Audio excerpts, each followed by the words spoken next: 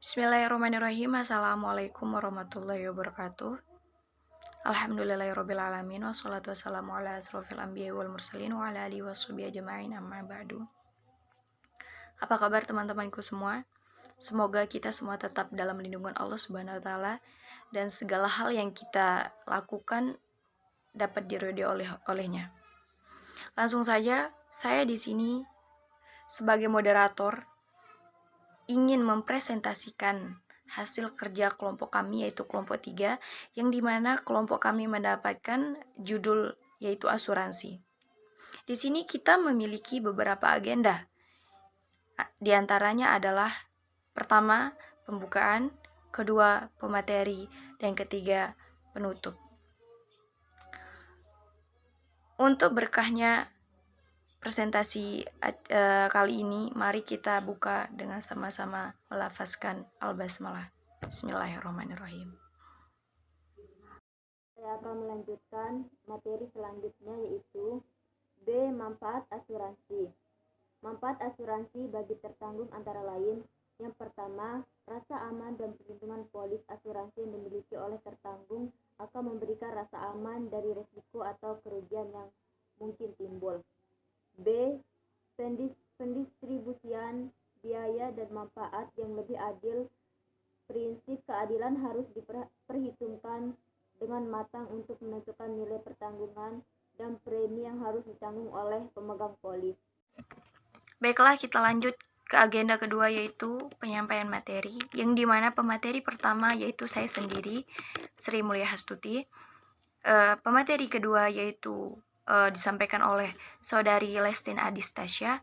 Pemateri ketiga yaitu Saudara Muhammad Sya'ban. Pemateri keempat yaitu Saudari Siti Ismi Azizah. Dan pemateri kelima yaitu Sintiawati, dan terakhir yaitu Naufal Firmansyah. Baiklah, saya sebagai pemateri pertama ingin menyampaikan pengertian asuransi. Menurut KUHD Pasal 246, asuransi atau pertanggungan adalah suatu perjanjian dengan nama seorang penanggung mengikat diri kepada seorang tertanggung dengan menerima suatu premi untuk menggantikan kepadanya karena suatu kerusakan atau kehilangan keuntungan yang diharapkan yang mungkin akan dideritanya karena suatu perjanjian yang tidak tentu. Sedangkan pengertian asuransi yang lain yaitu merupakan suatu pelimpahan risiko dari pihak pertama kepada pihak yang lain. Hanya itu dari saya. Selanjutnya pemateri kedua, ketiga, keempat, kelima, keenam dipersilahkan. C. Polis asuransi dapat dijadikan jaminan untuk memperoleh kredit. D. Berfungsi sebagai tabungan dan sumber pendapatan. Premi yang dibayarkan tiap periode mempunyai substansi yang sama dengan tabungan.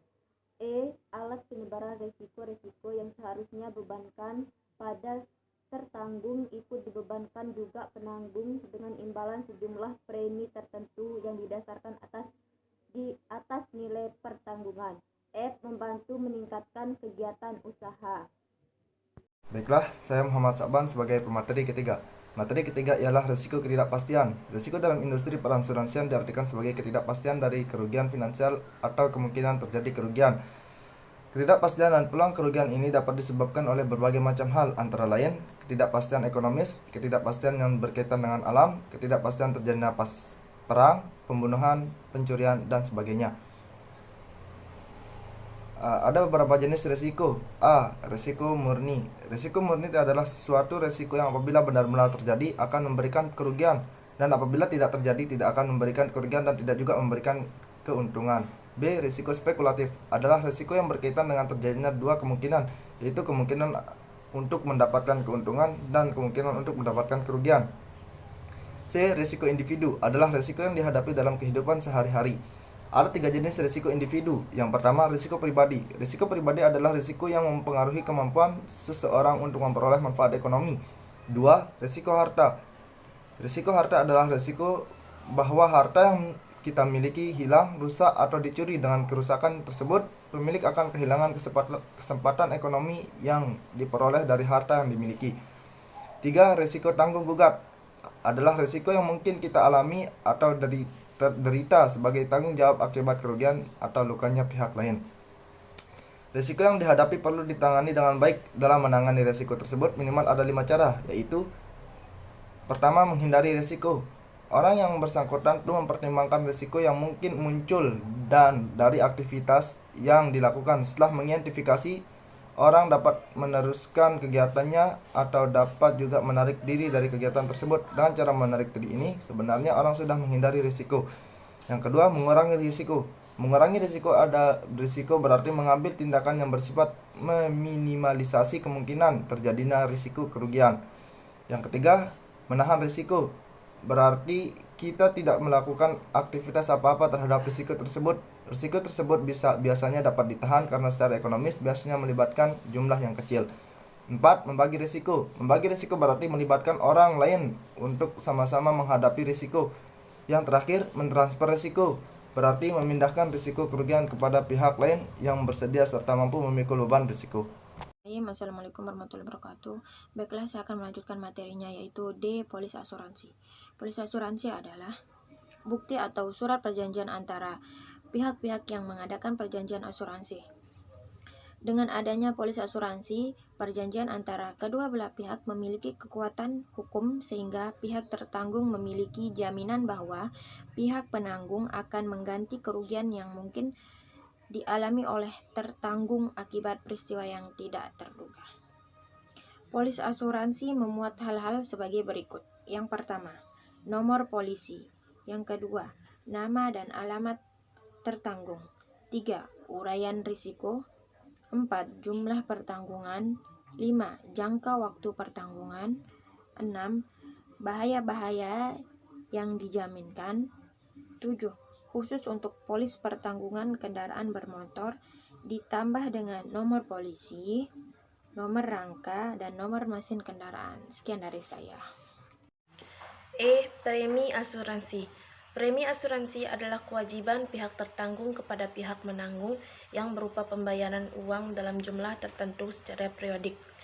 Jumlah premi sangat tergantung kepada faktor-faktor yang menyebabkan tinggi rendahnya tingkat risiko dan jumlah nilai pertanggungan. Selanjutnya, jenis-jenis premi. 1. Premi asuransi kecelakaan diri.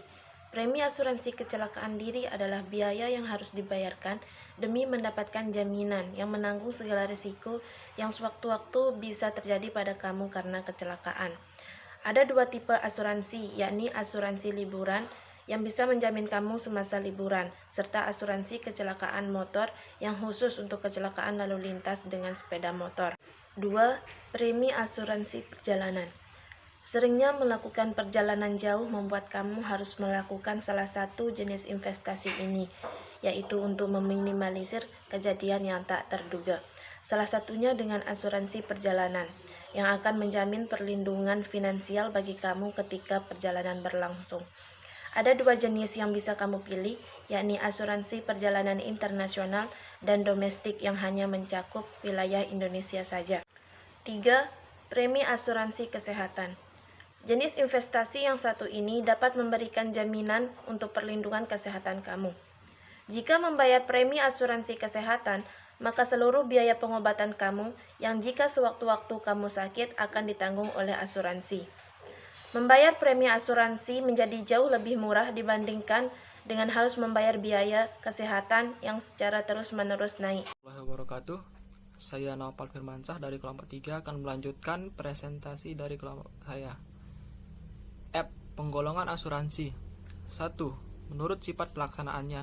A. Asuransi sukarela. Pada prinsipnya pertanggungan dilakukan dengan cara sukarela dan semata-mata dilakukan atas kesadaran akan kemungkinan terjadinya risiko kerugian atas sesuatu yang dipertanggungkan tersebut. Misalnya asuransi kecelakaan, asuransi tenaga kerja, dan segalanya dan sebagainya. B. Asuransi wajib. Merupakan asuransi yang sifatnya wajib dilakukan pihak-pihak terkait. Pelaksanaannya dilakukan berdasarkan perundang-undangan yang ditetapkan oleh pemerintah. 2. Menurut jenis usaha perasuransian. A. Usaha asuransi. 1. Asuransi kerugian non-life insurance. Asuransi kerugian menurut Undang-Undang Nomor 2 Tahun 1992, yaitu usaha yang memberikan jasa-jasa dalam penanggulangan risiko atas kerugian, kehilangan manfaat, dan tanggung jawab hukum pihak ketiga yang timbul dari peristiwa yang tidak pasti. Sebagai berikut. Asuransi kebakaran adalah asuransi yang menutup risiko kebakaran. 2. Asuransi pengangkutan adalah asuransi pengangkutan atau marine insurance. Penanggung atau perusahaan asuransi akan menjamin kerugian yang dialami tertanggung akibat terjadinya kehilangan atau kerusakan pada saat pelayaran. Yang ketiga, asuransi aneka adalah jenis asuransi kerugian yang tidak dapat digolongkan ke dalam asuransi kebakaran dan asuransi pengangkutan, misalnya asuransi kendaraan bermotor, asuransi kecelakaan diri, dan sebagainya. 2. Asuransi jiwa, life insurance. Asuransi jiwa adalah suatu jasa yang diberikan oleh perusahaan asuransi dalam penanggulangan risiko yang dikaitkan dengan jiwa atau meninggalnya seseorang yang dipertanggungkan. Asuransi jiwa memberikan 1. Dukungan bagi pihak yang selamat dari suatu kecelakaan. 2. Santunan bagi tertanggung yang meninggal. 3. Bantuan untuk menghindari kerugian yang disebabkan oleh meninggalnya orang kunci. 4. Penghimpunan dana untuk persiapan pensiun. Ruang lingkup usaha asuransi jiwa dapat digolongkan menjadi 1. Asuransi jiwa biasa atau ordinary life insurance. Yang ketiga, asuransi jiwa kelompok atau group life insurance. Yang ketiga, asuransi jiwa industrial life insurance. Yang ketiga, reasuransi. Dalam menjalankan, ada kemungkinan perusahaan asuransi menanggung risiko yang lebih besar dari kemampuan dapat membagi risiko dengan pihak lain. Penyebaran risiko tersebut dapat dilakukan dengan 2 mekanisme, yaitu koasuransi dan reasuransi.